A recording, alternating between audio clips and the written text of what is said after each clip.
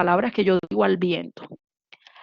La tabla en la hoja de Excel para que ustedes se inscriban a la retroalimentación del parcial va a estar disponible a partir de hoy.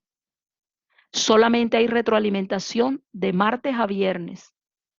El que no hizo retroalimentación en esos días del parcial, pues ya a partir de la siguiente semana, ya nosotros no estamos hablando del primer parcial de laboratorio porque estaremos pendientes del segundo parcial de teoría y a partir del 13 de octubre vamos a estar pendientes del tercer parcial de teoría. Entonces, el que se inscribió allí, pues recibirá la retroalimentación. Desafortunadamente, si no se inscriben, pues no van a poder hacer la retroalimentación porque se cierra, o sea, ahí se va a cerrar. El viernes se cierra el primer parcial de laboratorio. Entonces, yo quiero que eso quede claro.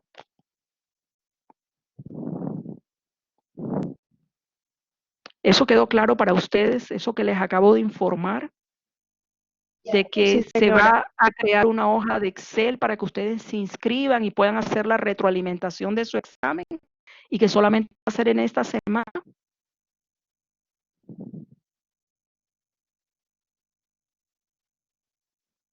No te preocupes, Santiago, yo entiendo todos estos problemas, no te preocupes. Lo importante, y ahora que digo eso, también voy a recordar otra cosa. Lo importante es que estés en la mayoría de la clase. Ya ahorita vamos a empezar. Ya con el otro grupo terminé todo lo que tiene que ver con replicación. Lo segundo que les quiero decir es, eso es una sugerencia. ¿Por qué la hago? Porque ustedes, como les digo, están en las clases, atienden las clases, pero chicos, las grabaciones no son suficientes para entender los temas. Muchos a veces están en la clase y por inconvenientes X o Y se tienen que ir, se desconectan y van y no estoy diciendo esto por Santiago, sino que me hizo acordar de lo que le dije al otro grupo. Se tienen que ir y bueno, nota, porque después yo escucho la grabación, no es igual, realmente no es lo mismo. Entonces aprovechen, están en la clase para que lo que no entiendan, si ustedes le están siguiendo el hilo a la clase, lo que no entiendan lo pueden preguntar. Esa es la finalidad de la clase realmente. Hay algo que no entendí, porque lo que yo estoy diciendo está muchísimo mejor en los textos, pero la ventaja es que el texto no les va a responder preguntas puntuales que ustedes tengan, pero aquí sí, yo voy a poderlo. Entonces la idea es que aprovechen todas estas oportunidades. Yo sé que en algunos casos se les sale a ustedes de las manos, pero hay otros casos en los que no. Traten de aprovechar todo eso. Para cerrar esto, ¿tienen alguna pregunta con respecto a todo lo que les he comentado?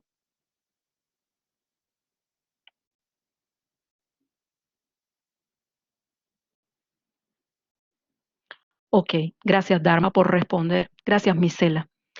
Entonces, vamos a iniciar igual que el otro grupo, así a esta misma hora inicié con el, o sea, así de atrasado, inicié con el otro grupo, atrasado entre comillas, estuve conversando con los estudiantes exactamente lo mismo que acabo de conversar con ustedes. Entonces, vamos a iniciar ya con la clase, voy a compartir pantalla con ustedes y vamos a empezar a continuar con el tema de replicación y en este caso replicación en eucariotas. Entonces, comparto pantalla.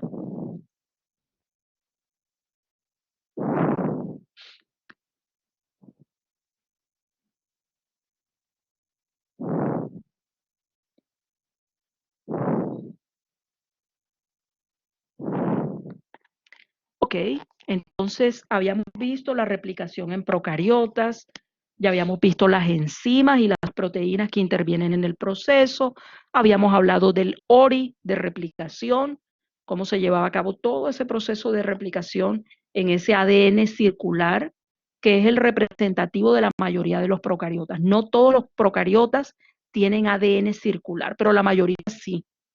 Entonces vamos a empezar con los eucariotas y lo primero que hay que decir es que cuando nosotros hacemos esas comparaciones, nos damos cuenta que en procariotas, como el genoma es circular, si yo inicio en un punto, cuando culmino el proceso, culmino en el mismo sitio donde inicié.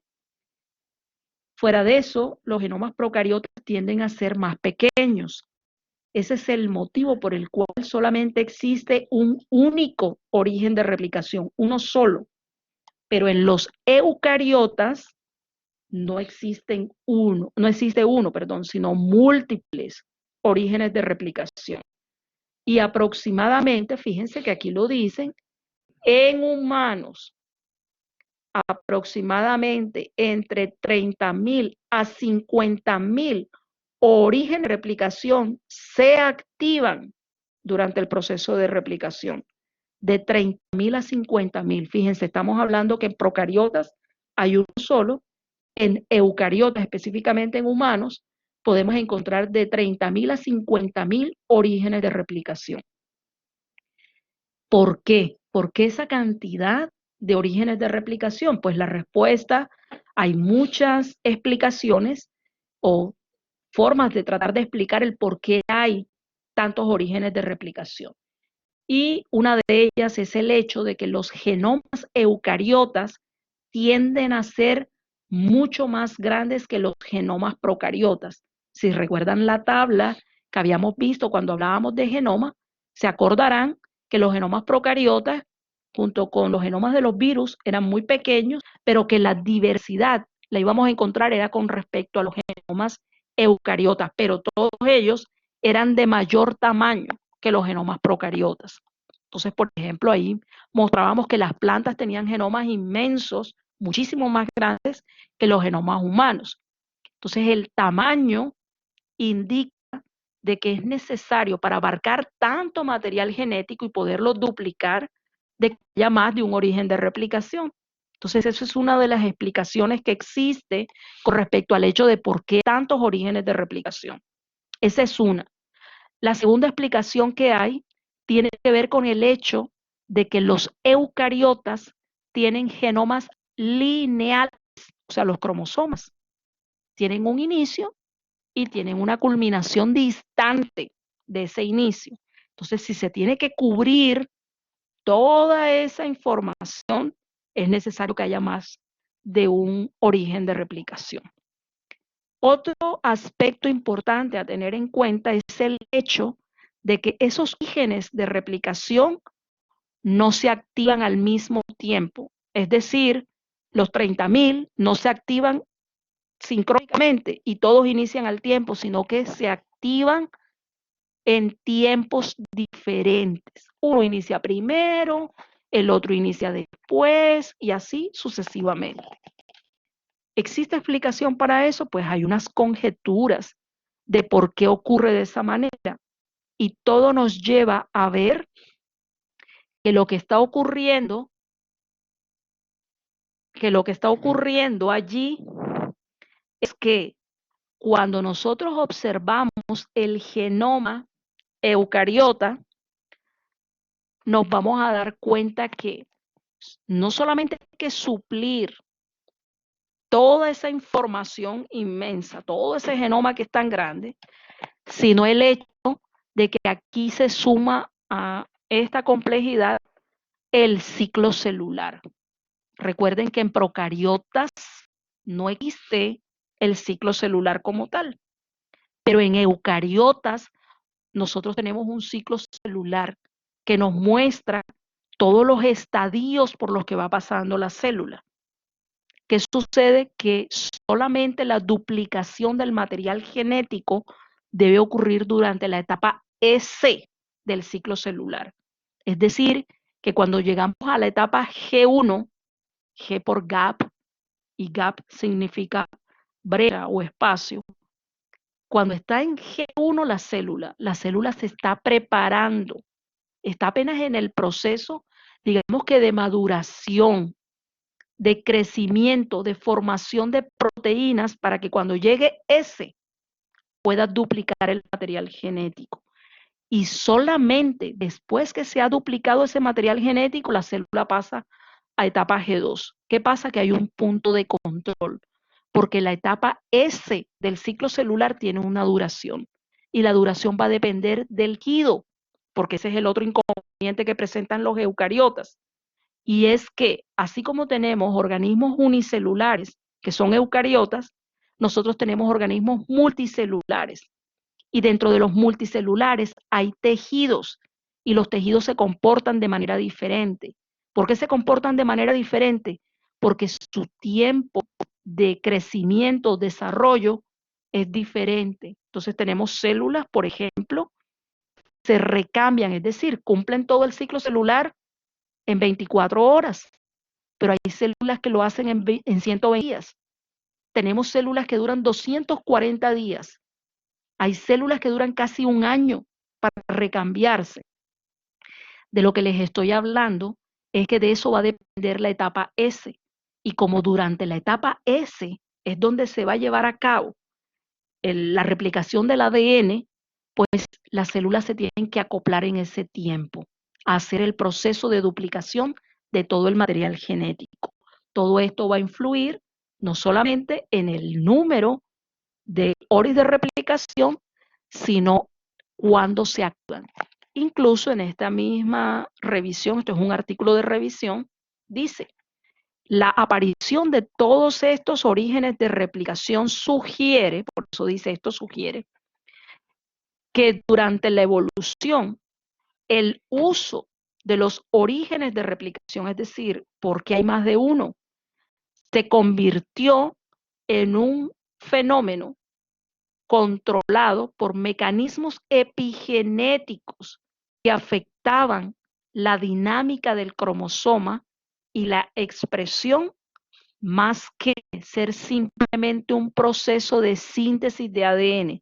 Es decir, el hecho de que haya más de un origen de replicación no tiene nada que ver con el hecho, eso es lo que dice el artículo este, no tiene, o sea, no lo podemos explicar tan fácilmente o simplísticamente diciendo que es por el tamaño que tiene el ADN y que hay que duplicar el ADN, sino que es una forma de controlar, regular el proceso.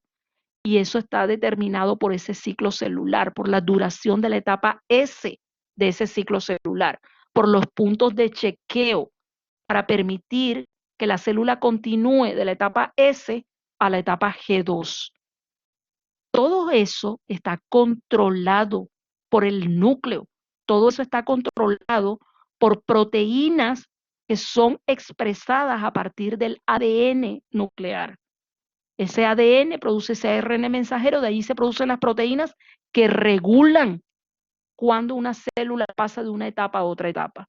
Entonces, fíjense que aquí lo que este artículo solamente nos está informando de la cantidad de orígenes de replicación que se han encontrado en humanos, y este artículo es del año 2010, sino que además de todo eso, lo que nos está diciendo es que aquí comienza a aparecer un fenómeno adicional que le da aún más complejidad al proceso, y es el hecho de que hay que controlarlo, que hay que regularlo, que hay que determinar cuándo inicia y cuándo debe terminar, porque es que no sabemos que si el ADN no se duplicó durante la fase S del ciclo celular y sin haberse terminado de duplicar, intenta pasar a la etapa G2, el punto de chequeo no permite este paso y la célula es considerada como inviable. Y como es considerada como inviable, se activan unos mecanismos para la destrucción de esa célula, que nosotros lo conocemos como apoptosis, es decir, muerte celular programada. La propia célula sabe que esa célula es inviable y simplemente se destruye o se autodestruye. De eso es de lo que trata o sea, lo que dice este artículo. No es solamente que el material genético es muy grande y hay que duplicarlo. No, no, eso también es, pero eso no es lo más importante. Aquí lo que esto estamos demostrando es que es un mecanismo que ha evolucionado con el tiempo porque está relacionado con el control del proceso de vida de la célula y que está moderado por mecanismos que son de tipo epigenético, y la epigenética está relacionada con las proteínas y con la concentración de proteínas, el gradiente de proteínas. Entonces, fíjense cómo a medida que surgen los eucariotas, los procesos se hacen más complejos, porque participen más enzimas, no porque participen, eh, eh, no sé, más cofactores, sino por el hecho de que hay más control y debe haber más control porque los tejidos difieren el uno del otro. Los tiempos de vida de las células difieren de una célula a otro tipo de célula. En esta imagen está una representación de lo que es un proceso de replicación en eucariotas y claramente ven que hay múltiples orígenes de replicación. Esto que está aquí, que es la burbuja de replicación, hacemos comparaciones, nos damos cuenta que, por ejemplo, esta es la más grande, esta es más pequeña, indicándonos que esta que está más grande es porque se inició primero que, por ejemplo, esta. Entonces, si yo veo estas cuatro que están representadas aquí, claramente me doy cuenta que esta sería la primera que se inició, luego se inició esta, luego se inició esta y luego esta.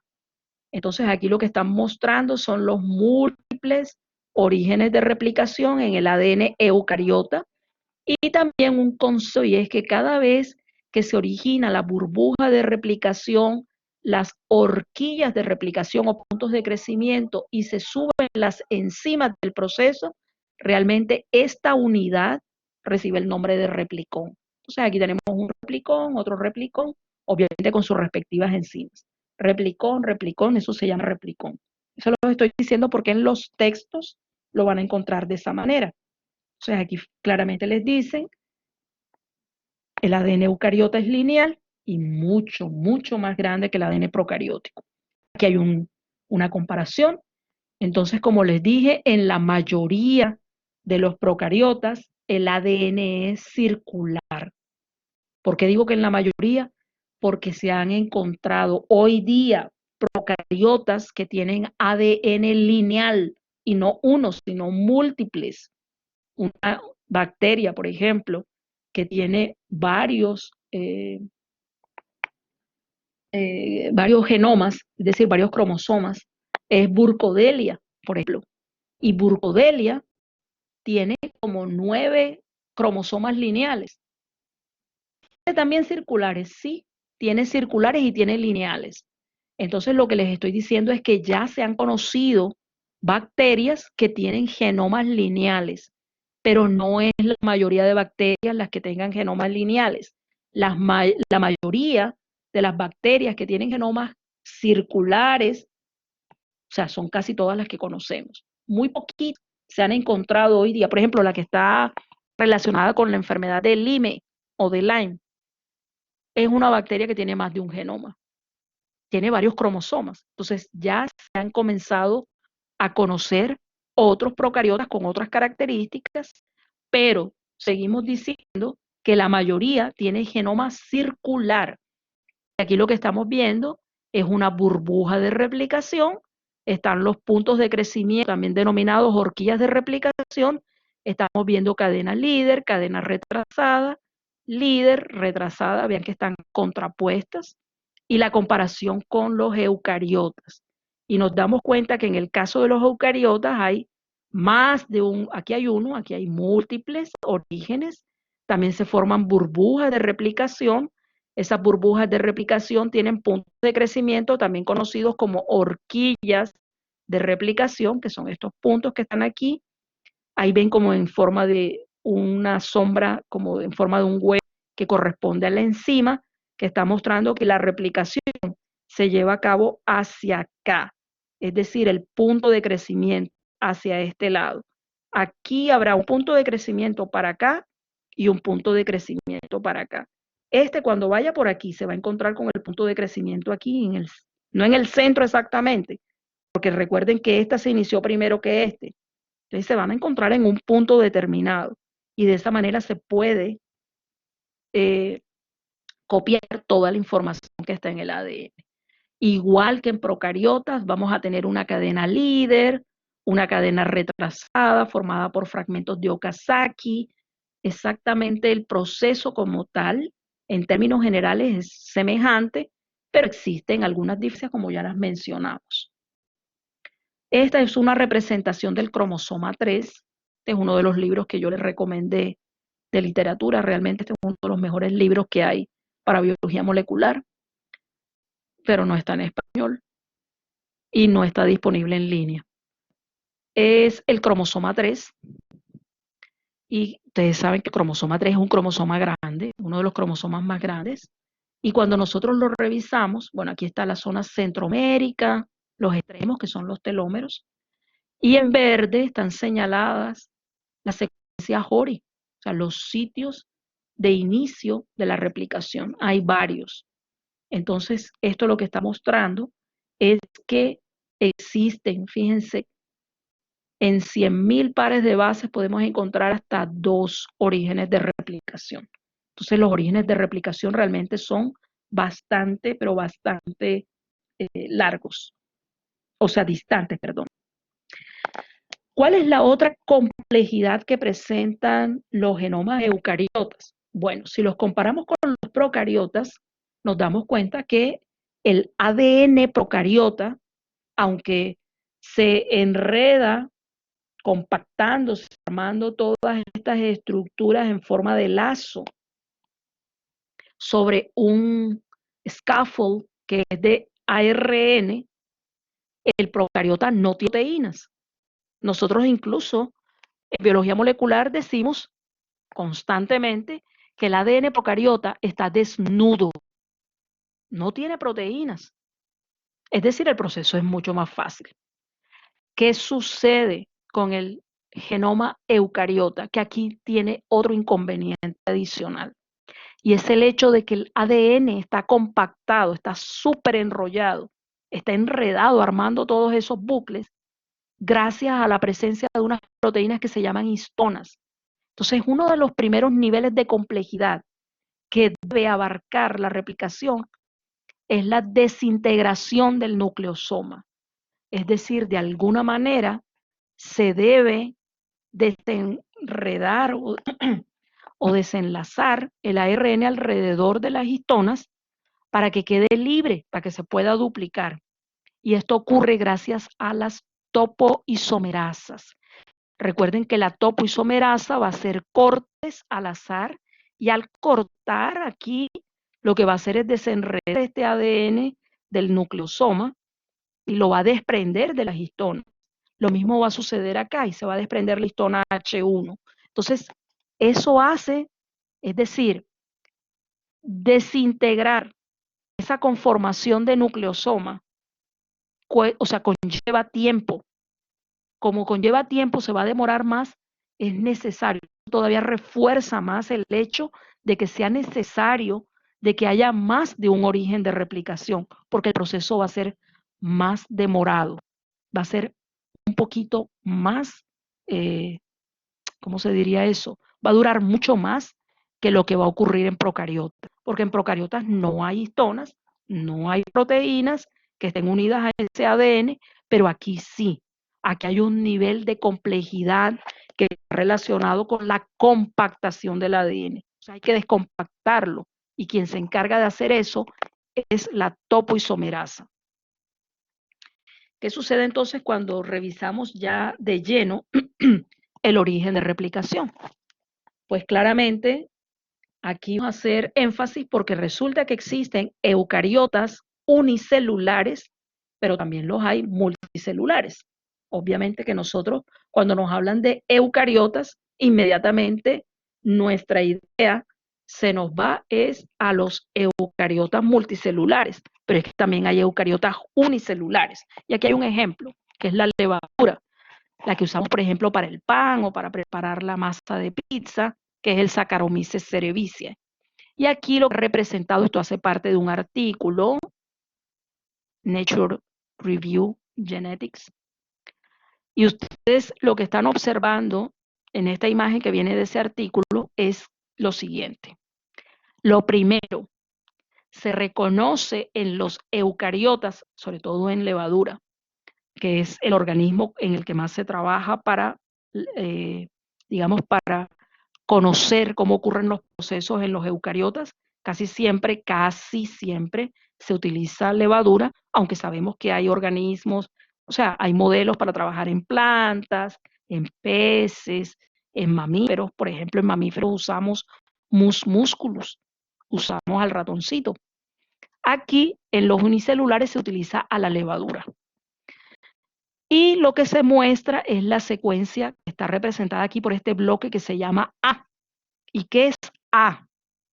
Es una secuencia rica en pares AT.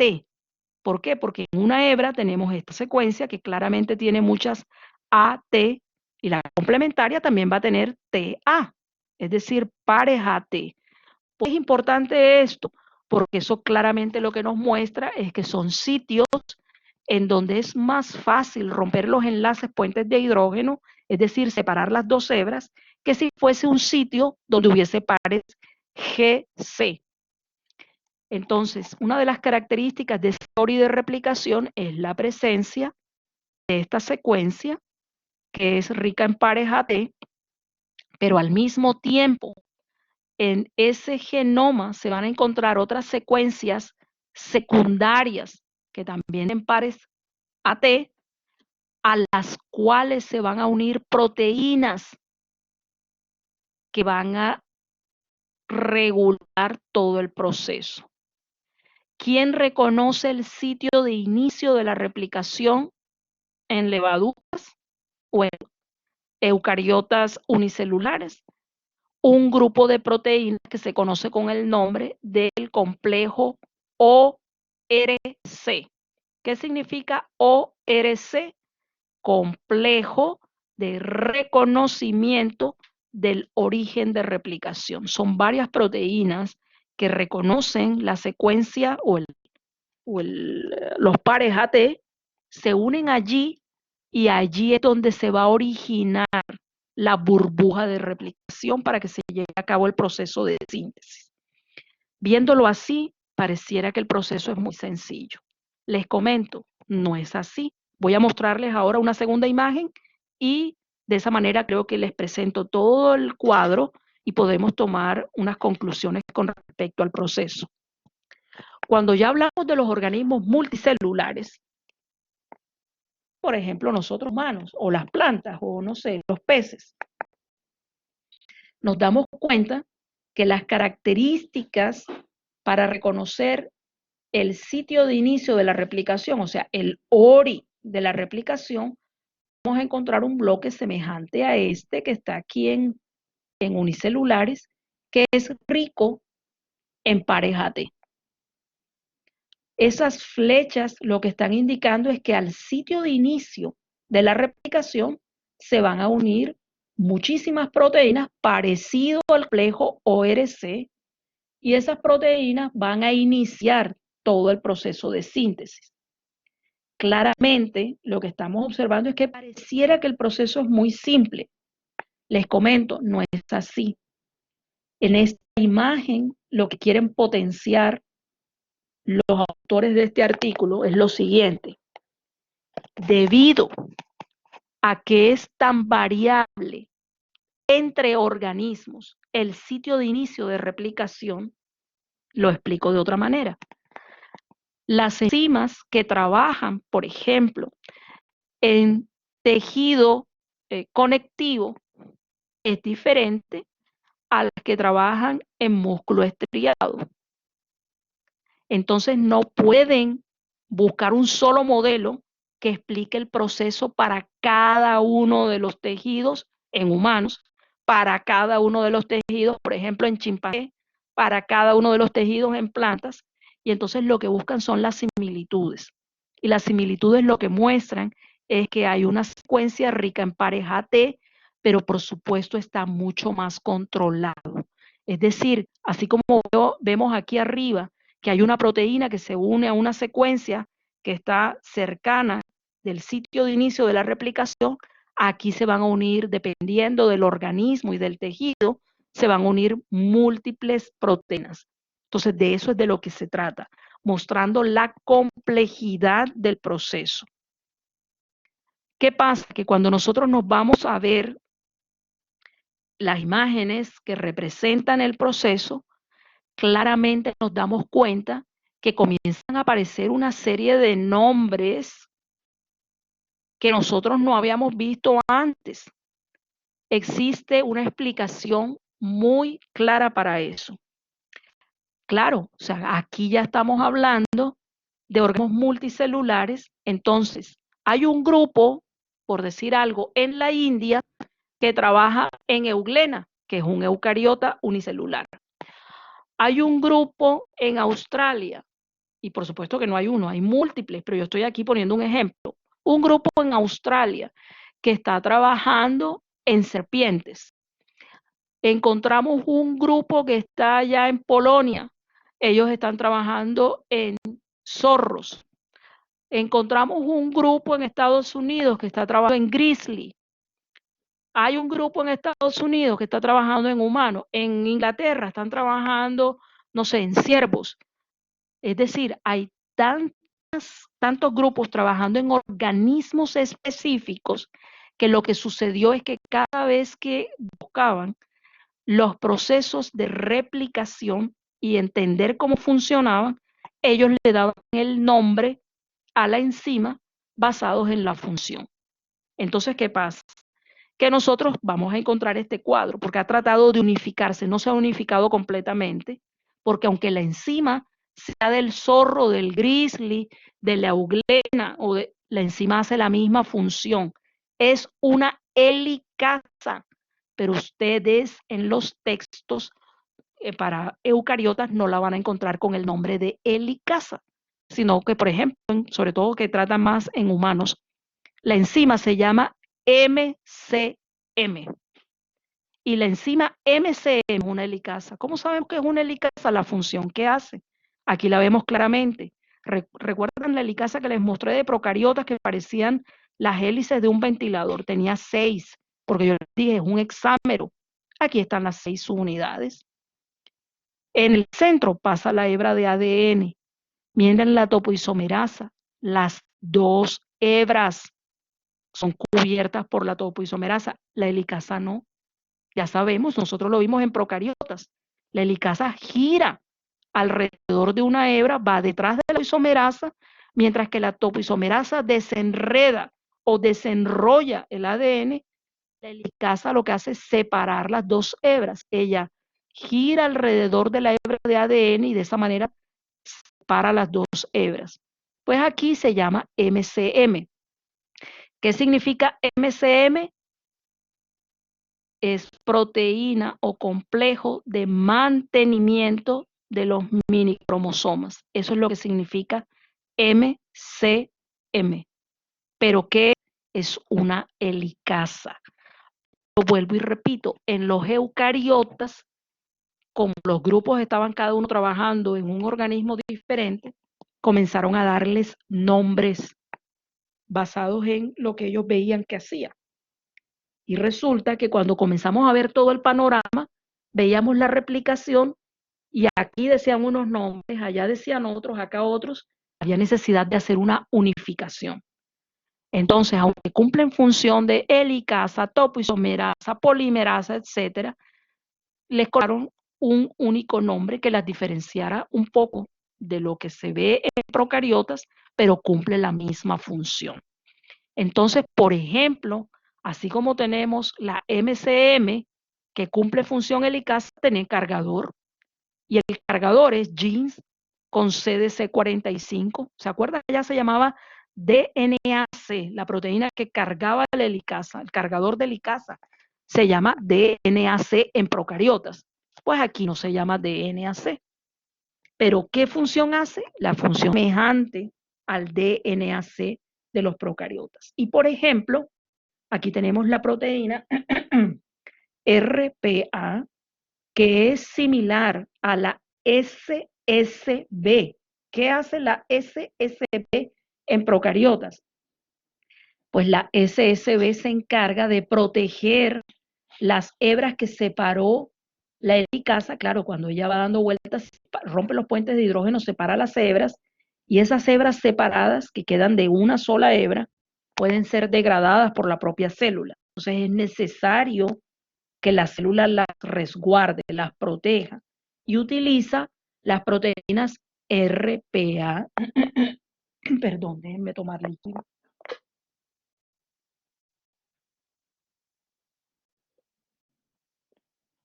La proteína RPA Y esa RPA lo que hace es proteger a la hebra de ADN que está de una sola hebra para evitar que la propia célula la degrade. Recuerden que las células se defienden de los ácidos nucleicos de una hebra porque habitualmente corresponden a infecciones por virus. Y esa es la forma como las células se defienden. ¿Quiénes hacen las funciones? Entonces, por ejemplo, en eucariotas, las enzimas que hacen la replicación no se llaman ADN polimerasa 1, ADN polimerasa 2, ADN polimerasa 3, no tienen números romanos, sino que se representan con letras griegas, pero por favor no las pueden confundir con las subunidades de las proteínas, porque recuerden que la ADN polimerasa 3 tiene 13 subunidades. Recuerden que tiene 2 subunidades alfa, pero no se llama ARN polimerasa alfa, simplemente subunidad alfa. Tiene alfa, beta, gamma, delta, tau, teta, epsilon. Todas esas subunidades la tiene la ADN polimerasa 3, pero son subunidades. Pero aquí las enzimas de la replicación se llaman ADN polimerasa alfa, ADN polimerasa beta, ADN polimerasa gamma, ADN polimerasa delta, ADN polimerasa epsilon.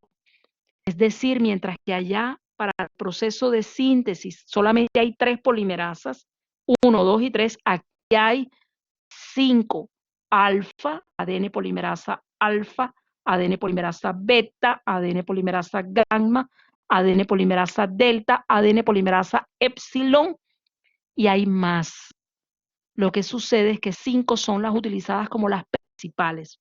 ¿Por qué hay 5? Porque recuerden que ya aparece algo nuevo en los eucariotas, y es que hay organelos que tienen ADN, como las mitocondrias. Entonces, las mitocondrias tienen su propio ADN y tienen sus propios ribos. Entonces, ¿qué sucede? Que hay una polimerasa para el ADN mitocondrial, que es diferente a las polimerasas que trabajan en el núcleo. Las plantas tienen cloroplastos, tienen sus propios ribosomas. Entonces necesitan replicar el ADN del cloroplasto, tienen su enzima para replicar el ADN del cloroplasto. Entonces, todo esto trae como consecuencia diversificación del número de enzimas que funcionan en el proceso. Entonces, en términos generales, la ADN polimerasa alfa se encarga de sintetizar los primers, se cumple función primasa. Escucho la pregunta. Profe, le iba a preguntar Sí, si la DNA polimerasa de la mitocondria y cloroplasto en esos casos son sintetizadas por la mitocondria o son sintetizadas por el núcleo de la célula. las enzimas son propias de cada organelo. Es decir, el Ok, organelo tiene listo. el gen para la síntesis de esas enzimas. Ok, listo, gracias. Ok. Ok, entonces vemos, por ejemplo, que la ADN polimerasa alfa cumple función de primasa, es la que se encarga de sintetizar de ARN, la síntesis, y aquí hay una diferencia. Ustedes recuerdan que cuando estuvimos en procariotas, la ADN polimerasa 3 tenía 2 subunidades beta para engancharse a cada una de las hebras de ADN, se encargaba de la síntesis del ADN, pues aquí hay una enzima para cada hebra. La síntesis en la cadena líder la hace la ADN polimerasa epsilon. La síntesis de la cadena retrasada, porque la reconocemos por los fragmentos de Okazaki, esto es un fragmento de Okazaki, lo hace la ADN polimerasa delta. Y vamos a ver entonces esa función. Esos son los nombres, esas son siglas. Goichi, Nissan 1, 2, 3 y 4 en japonés. ¿Se acuerdan? Fragmentos de Okazaki. Muchos de los que están trabajando en replicación son laboratorios científicos japoneses, por eso los nombres. Entonces, una de las preguntas es, mientras que en procariotas veíamos que la ADN polimerasa 1 con su función exonucleasa era la que se encargaba de ir removiendo el primer, nucleótido a nucleótido, el primer de ARN, pero a medida que, o sea, quitaba un nucleótido y ponía un desoxirribonucleótido, quitaba un ribonucleótido y ponía un desoxirribonucleótido. Aquí no, aquí hay una enzima que se encarga de esa hebra. Entonces vamos a ver cómo funciona. Sabemos por el dibujo incluso, no solamente por el dibujo, sino que sabemos, y el dibujo lo confirma, que la enzima que se encarga de la cadena recta de remover el primer, ADN polimerasa delta. Entonces, aquí hay un primer, este espacio, imagínense que está vacío, todavía no había empezado nada. Resulta que la ADN polimerasa delta se sube al extremo 3', comienza a sintetizar complementario molde. Este es el molde, lo que está en lila. Entonces, de acuerdo, imagínense, hay una timina. Entonces, la enzima ADN polimerasa delta coloca una adenina. Y así sucesivamente va alargando ese primer que es de ARN, lo alarga, lo alarga, lo alarga, copiando complementario al molde. Y cuando llega aquí, hace algo como, para que más o menos tengan una idea, todo justo que en televisión, por lo menos en televisión, visto a la gente que trabaja con madera, que utilizan un cincel y utilizan un martillo. Entonces colocan en la punta del cincel sobre la mano, golpean con el martillo y ustedes ven que una viruta de madera se comienza a levantar. Pues eso es una analogía para lo que hace la ADN polimerasa delta cuando consigue este primer. Ella comienza a levantar el primer, véanlo aquí, y ella comienza a desplazarse y va a levantar el primer. ¿Qué sucede? El primer es no solamente de ARN, sino de una sola hebra. ¿Creen que hace la célula? Lo reconoce e inmediatamente lo va a degradar, porque recuerden que la célula se defiende de ácidos nucleicos de una hebra, los considera como extraños. Ese es el motivo por el cual el tiempo de vida de los ARN que se sintetizan en las células es corto. Es decir, ellos son sintetizados, funcionan y siempre están protegidos. Siempre. Los ARN incluso, cuando salen del núcleo al citosol, ellos no solos, están acompañados de unas proteínas que los protegen, porque de lo contrario, la célula los va a degradar. Entonces, ¿qué sucede aquí? La ADN polimerasa delta comienza a levantar el primer de ARN y sintetiza complementario al molde. Cuando este primer queda levantado como si fuera una bandita, aparece una endonucleasa. ¿Y qué hace? Se llama FEN1, la endonucleasa. FEN1 viene por la palabra flipasa, endonucleasa 1. FEN1. ¿Qué hace FEN1?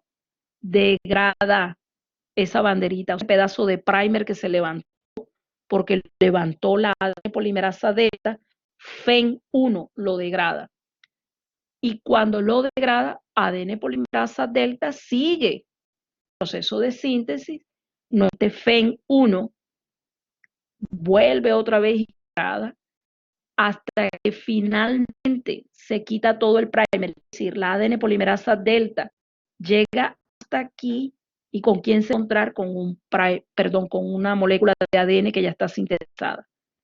Como no puede hacer la unión fosfodiéster porque las polimerasas no pueden armar el enlace fosfodiéster entre dos nucleótidos que ya estén, ya existentes. Ellas saben armar el enlace fosfodiéster si están apenas montando un nucleótido en otro que está, ahí sí se arma el enlace fosfodiéster. Si ya existen los nucleótidos y lo único que hace falta es que se arme la unión fosfodiéster, las polimerasas no lo hacen. Entonces se necesita la presencia de una liga. Entonces simplemente lo que ocurre es que había una fractura que no se pudo unir, pero llega la liga al enlace fosfodiéster y inmediatamente mantiene la hebra estable. ¿Qué va a hacer la ADN polimerasa delta? Como ya terminó, como por aquí, se desprende al siguiente primer que está por acá y comienza el proceso. Vuelve a levantar llega hasta aquí, llega la ligasa y une ¿Y qué va a ocurrir? La ADN polimerasa delta va hacia acá, sintetiza para acá, levanta el primer y así sucesivamente. Recuerden que ocurre el proceso de síntesis en la cadena retrasada. ¿Eso está claro, chicos? Escucho. Profe, qué pena. ¿Qué pasa con la ADN polimerasa delta cuando alcanza el otro fragmento y ya solamente queda que haga la acción a ligasa? Cuando llega hasta aquí, va al primer que está por acá atrás, sintetiza, levanta este primer, lo cambia. Cuando llega aquí, se prende y va al otro primer que está detrás y así. Ella va haciendo esto, ella hace esto, regresa y sintetiza, se regresa al primer anterior, sintetiza y así sucesivamente. Es decir, sintetiza para allá, pero la cadena crece en el sentido de crecimiento que es para acá. Eso es lo que sucede con la delta, que está en la cadena retrasada. Ok. Profe, una cosa, ¿Sí? esa endonucleasa FEN1, o sea, ¿de dónde sale o Eso es una normal del citosol, perdón, el núcleo celular. Uno es una nucleasa, o sea, es una enzima que se encarga de degradar ARN normal. O sea, es una enzima que existe para degradar ARN. Es una enzima protectora incluso. Es una enzima que cualquier ARN que no esté, digamos que, protegido, donde esté FEN1 lo va a degradar. Si es ARN de fibra. Y cuando hay separación, es que el ARN se pliega de doble hebra precisamente para defenderse de la acción de las enzimas. profe, Pero es una o sea, enzima normal. pero si degrada ARN, entonces, o sea, ¿qué hay en el ARN que degrada? Ya les dije hace un momento que en ese caso, cuando se sintetiza el ARN mensajero, él no viaja solo. Seguro que ustedes en biología celular vieron algo que se llama el sistema de secreción por secretinas, que esas secretinas atraviesan el complejo poro nuclear y a través del complejo poro nuclear, las proteínas de poro nuclear, no sé si recuerdan, pero el poro nuclear tiene unas proteínas que forman como una especie de una red. Yo siempre lo comparo como a la bolsa de las canastas de basquetbol igualito, idéntico. El complejo poro nuclear funciona así, como si fuese esa red que cae del aro. El aro sería el complejo poro y aparece una red, y esa red es de proteínas. Y esas proteínas todo el tiempo están protegiendo el ARN hasta que se une el ribosoma. Es decir, siempre el ARN va a estar, o sea, los ARN celulares van a estar protegidos por proteínas hasta que cumplan su función. Ah, ok. No sé si Gracias, está profe. claro. Sí. Ok, ok, listo. Aquí se ve un poco más claro el proceso. Por supuesto que hay una comparación entre procariotas y eucariotas. Y aquí lo que están mostrando, sabemos que en la cadena retrasada, quien hace la función es la ADN polimerasa 3. Es una sola enzima trabajando en las dos hebras, pero aquí no. En los eucariotas tenemos una enzima para la cadena retrasada, que es la ADN polimerasa delta, tiene un cargador que es el pCNA antígeno. Ahí están los nombres. RPA es proteína A de la replicación, de inicio de la replicación, y esto es el antígeno nuclear de células en proliferación. Esto es el anillo que va a permitir subirse sobre la cadena de ADN molde de la cadena retrasada. Y el cargador es el RFC, que es el factor de replicación. ¿Qué hace el RFC? Cuando la primasa acabó de sintetizar el primer, el RFC quita la primasa de allí y sube a la ADN polimerasa en el extremo 3' del primer. Y lo que hace, todavía nos quedan unos minutos, lo que hace es alargar el primer, lo alarga. Y esa ADN polimerasa delta, aquí, se desplaza, levanta el primer, que es eso rojo que está allí, y aparece la FEN1. ¿Qué hace FEN1? Degrada lo que está levantado, que es ARN. Y la ADN polimerasa delta continúa el proceso. Esto es diferente en procariotas de eucariotas. Por eso aquí, en esto también hace parte del artículo anterior, de esto que está acá, de este, perdón, del artículo anterior. Y esta es una imagen de ese artículo. Entonces, son diferentes los procesos. Recuerden que aquí y aquí trabaja la ADN polimerasa 3. La 1, lo único que hace es quitar el primer de ARN y lo reemplaza por ADN. Pero quien hace la síntesis, es decir, este pedazo desde aquí, desde el primer hasta el siguiente primer, lo hace, aquí en procariotas lo hace la 3. Pero aquí todo ese proceso lo hace la delta. Todo el proceso lo hace la delta. Esas son diferencias entre los dos procesos. No nos vamos a pasar, por supuesto, de la hora de clase, pero todavía tenemos unos minutos. Apenas son las 2:17. Entonces, algo que también les quería mostrar es en esta tabla, donde aparecen las enzimas que hacen el proceso de replicación. La ADN polimerasa, en eucariotas, por supuesto, la ADN polimerasa alfa, ADN polimerasa beta, ADN polimerasa gamma, ADN polimerasa delta, ADN polimerasa epsilon. ¿En dónde las vamos a localizar? A excepción de la gamma, que es la polimerasa de las mitocondrias, todas las demás son nucleares. ¿Por qué? Porque la replicación del ADN se hace en el núcleo. Entonces, todas esas enzimas están en el núcleo. Función de primasa, solamente la tiene la ADN polimerasa alfa. Ninguna otra tiene función de primasa. Funciones, inicio de la replicación, porque es la que se encarga de la síntesis del primer. La beta nada más trabaja en reparación de ADN. La gamma se encarga de la replicación del ADN mitocondrial. La delta se encarga de la síntesis de la cadena retrasada, lagging en inglés es retrasado o atrasado, y la epsilon se encarga de la síntesis de la cadena líder. Y aclaro algo aquí. ¿Por qué? Porque lo pueden encontrar en algún texto, pero lo quiero aclarar para que ustedes estén conscientes de lo que voy a decir. Resulta que algunos científicos que están trabajando en replicación han encontrado que la delta trabaja tanto en la retrasada como en la líder.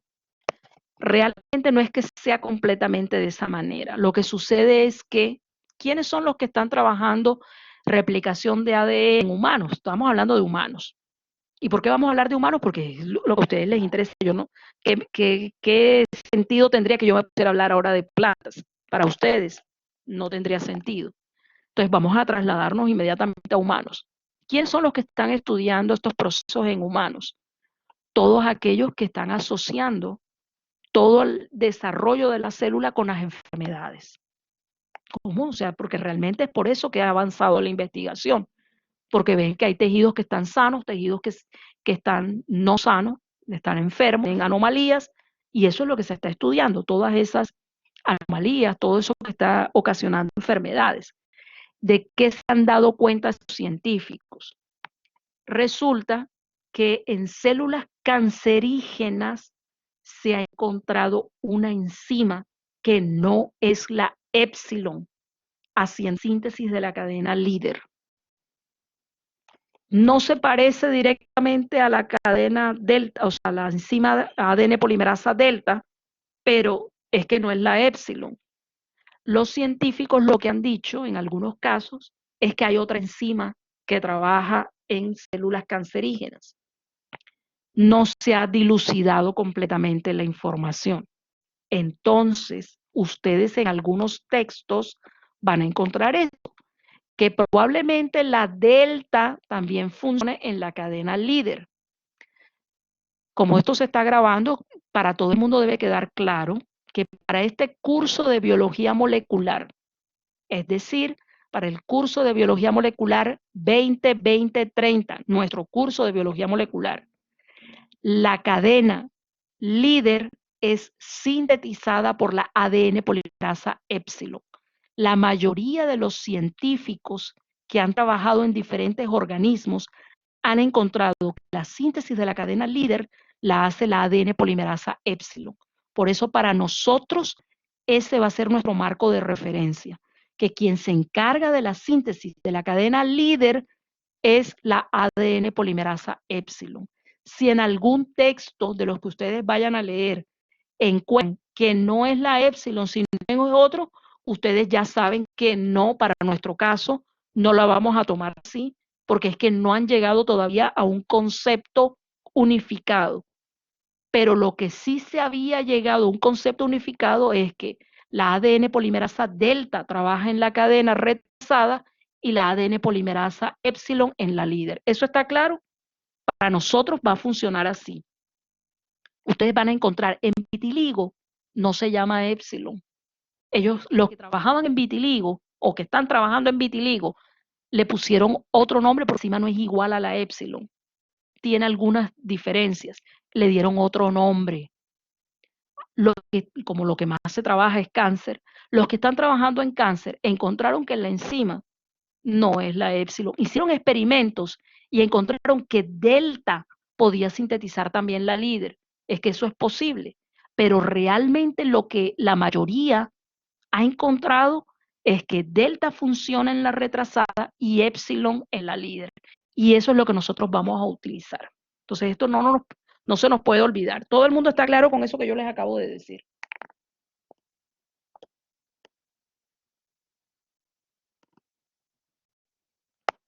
Bueno, yo espero que hayan escrito que sí. Sigo entonces con la información, pues ahí les muestran los tamaños moleculares o los pesos moleculares, o sea, nos están mostrando cuán grandes son esas enzimas, fíjense los tamaños de la épsilon, sumamente grande, la alfa también es grande, la beta no es muy grande, entonces ahí están los pesos moleculares de esas enzimas, la Km de actividad enzimática, y algo importante, la función 3' exonucleasa. ¿Cuál es esa? Esa se conoce con el nombre o la función, recibe el nombre de proofreading. En español, miércoles se me fue la palabra, corrección de pruebas se llama. Esa es función corrección de pruebas. ¿En qué consiste esta función? La enzima está sintetizando complementario al molde, colocando los nucleótidos complementarios a la cadena molde, o sea, la template, y está colocando los nucleótidos y resulta que en la cadena molde hay una adenina y llega a la enzima y en lugar de colocar una timina complementaria a la adenina se equivocó. Cuando digo se equivocó, realmente es que ocurrió algo en el sitio donde está ocurriendo la síntesis y lo que puso complementario a la adenina fue una guanina. Todas esas enzimas polimerasas tienen la capacidad, especialmente las de síntesis, de regresarse y revisar lo que colocaron. Entonces, la función 3' exonucleasa la tienen la gamma, la delta y la épsilon. ¿Y en qué consiste? En que ellas son capaces de regresarse, revisar el par que colocaron y se dieron cuenta que colocó AG en lugar de AT. Quita la guanina y coloca la timina. Eso de quitar la guanina es la función 3' exonucleasa y solamente la tienen la ADN polimerasa gamma, es decir, la de la mitocondria, la que trabaja en la cadena retrasada, que es la ADN polimerasa delta, y la que trabaja en la cadena líder, que es la épsilon. Son capaces de regresar, quitar el nucleótido que acaban de colocar, cambiarlo por el correcto y continuar el proceso. Eso se llama proofreading, corrección de pruebas. Esa función es sumamente importante para la célula. Escucho. Profe, disculpe, ¿Sí? si estamos viendo la DNA polimerasa, se habla que la DNA polimerasa beta tiene una función de reparar el DNA. Entonces, si las otras que está mencionando están haciendo como esta acción de quitar el nucleótido que está colocado, entonces, ¿de qué forma es que la DNA polimerasa beta repara? Ok. Resulta que, al igual que la ADN polimerasa 2 de los procariotas, la ADN polimerasa beta es de reparación. ¿Qué significa eso? Solo funcionan después que culminó el proceso de replicación de ADN. Son procesos que ocurren post replicación.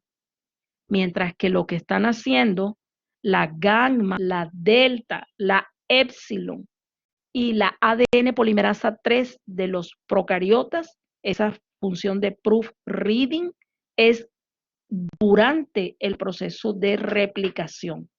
Pero la 2 de los procariotas y la beta de los eucariotas solamente funcionan después que ya se culminó el proceso de síntesis. Se acabó la síntesis, ya pasó a G2 y entonces ahí en G2 es donde va a iniciar el proceso de reparación. ¿Eso está claro? Sí, profe, pero, o sea, la reparación sería como de qué forma. O sea, parecido a lo que está explicando, que hace la No, gamma, epsilon durante. no, no, no. Sí, Como ya el ADN fue replicado, lo que va a hacer la beta es que en un grupo de enzimas, porque en los sistemas de reparación trabajan varias enzimas, estas enzimas reconocen el sitio donde están los errores, que puede ser más de un nucleótido que está errado, se quita todo un fragmento de más de un nucleótido, por supuesto, fragmento hasta de 25 nucleótidos, se quita y entonces la beta lo que hace es copiar todo ese pedazo que se quitó. Es decir, mientras que esta lo único que hacen es quitar el último nucleótido que está mal apareado, la beta sí funciona después que ya acabó todo el proceso, reparando, junto con otras enzimas, solo no trabaja. Ella necesita que otras enzimas sean las que detecten los sitios en donde están los errores. Esas enzimas delimitan el sitio con los errores, una enzima corta y entonces la beta viene y rellena lo que se quitó. No sé si está ah, ok. claro. Sí, sí, profe, muchas Ok, gracias. de nada. Ok, chicos, todo eso que yo les dije ahora con respecto a las funciones y características de las polimerasas está en esta tabla, la pueden leer ya con calma. Nos quedaría por ver, pero ya no nos queda tiempo. Telómeros y telomerasa. Lo único que les puedo decir es que es un sistema que está relacionado con la recuperación de la información que está en los telómeros. Esta es la zona telomérica, este circulito que ustedes ven ahí es una secuencia de ADN conocida que cada vez que el ADN se duplica, es decir, cada vez que se da un proceso de replicación, siempre se pierde parte del ADN. Se vuelve a recuperar parte de la información, pero siempre se pierde. Dicho de otra manera, cada vez que esta célula entra a hacer duplicación de material genético, siempre se va a acortar el tamaño del cromosoma. El cromosoma se hace más corto. La mejor imagen para eso es esta. Ahí estamos viendo los telómeros que están en los extremos y por supuesto, todo eso hace para el cromosoma. Cada vez que hay una replicación se pierden desde el extremo del telómero, siempre, hasta que llega a un estadio como este, que es lo que se llama envejecimiento celular. Ese fenómeno recibe el nombre de senescencia. Senescencia es envejecimiento. Y ese envejecimiento celular, por supuesto que tiene características fenotípicas en los individuos, porque nosotros comenzamos a presentar o a representar esa senescencia con características corporales. Entonces, por ejemplo, vemos la piel caída. ¿Por qué? Porque ya no se puede sintetizar colágeno. ¿Qué pasa? El tejido está senescente. O sea, comienza lo que se llama el envejecimiento, pero a nivel de células, a nivel de tejido, pero obviamente eso tiene repercusiones en el fenotipo del individuo. Entonces, ¿qué sucede? Que siempre que se está llevando a cabo el proceso de replicación, se pierde parte del ADN. Siempre. ¿Qué sucede? Que en las primeras etapas de vida se recupera. Durante la niñez y durante los primeros años de la pubertad, tenemos un sistema que permite recuperar parte de la información perdida. Pero ya después de cierta edad, digamos que en promedio, el humano o los animales, los mamíferos, dejamos de producir el sistema que recupera la información. Es decir, que lo que se perdió ya se perdió. Dicho de otra, en forma, digamos que jerga o de forma vulgar, es eso. Todo el pedazo de ADN que se pierde en cada round de replicación después de cierta edad, pues se quedó perdido. Dicho de otra manera, las personas que ya somos adultas, tenemos mucho material genético que ya extravió, o sea, se perdió durante los procesos de replicación de nuestras células. Y entonces empezamos a presentar lo que conocemos como características de envejecimiento corporal, que son resultado del envejecimiento celular o de la senescencia celular que está asociada con la pérdida de material genético. Entonces, todo esto de que a ciertas edades ya comenzamos a perder la agudeza visual, lo que les decía, la caída de la piel, etcétera, están asociadas con los fenómenos de senescencia y están asociadas con el telómero. Vamos a dejar allí y continuamos en la siguiente clase. ¿Tienen preguntas hasta ahí?